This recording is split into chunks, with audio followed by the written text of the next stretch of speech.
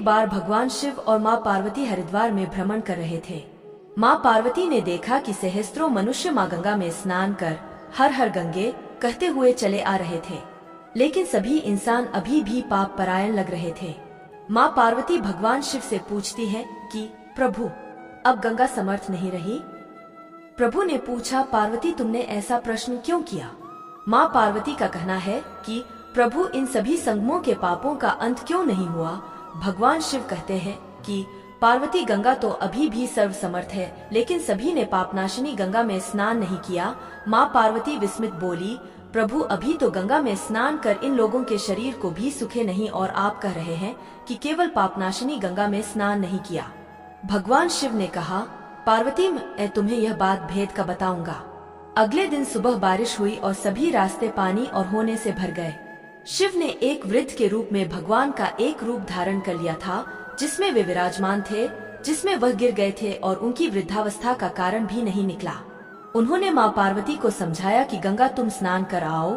सभी ने सुनाकर कहा कि मेरा पति इस कमरे में गिर गया है। मेरे पति सर्वथा निष्पाप आत्मा है और कोई निष्पाप पुण्यात्मा बाहर निकल सकती है। अगर कोई व्यक्ति निष्पाप है तो कहीं मेरे पति को बाहर निकालने के लिए हाथ का कपड़ा, लेकिन अगर कोई निष्पाप नहीं हुआ तो उसका शरीर जलकर भस्म हो जाएगा। माँ पार्वती अब साथ में बैठी और सभी को सुनाकर दर्शन करने लगी। हर किसी खूबसूरत औरत को देखकर रुक जाते हैं। प्रलाप। एक खूबसूरत महिला को वेदना में देखकर हर कोई उनकी मदद के लिए तैयार हो जाता है, लेकिन जैसे ही उन्होंने वृद्ध वेशधारी भगवान शिव को बाहर निकालने के लिए हाथ बढ़ाया, माता पार्वती ने तुरंत उन्हें टोक दिया। उनका कहना है कि मेरी पति सर्वथा निष्पाप आत्मा है और कोई निष्पाप पुण्यात्मा बाहर निकल सकती है। अगर तुम निश्चिंत हो तो मेरे पति को बाहर निकालने के लिए हाथ पकड़ो। ऐ सुरक्षा, पहले ही चेतावनी देता हूँ कि अगर आप निष्पाप नहीं हुए तो गरीब शरीर जलकर भस्म हो जाएंगे। इतना ही रिकॉर्ड ही हाथ आगे बढ़ाने वाले हाथ पीछे कर लें, क्योंकि ऐसा लगता है कि हमारे जीवन में कभी ना कभी तो पाप ही होगा।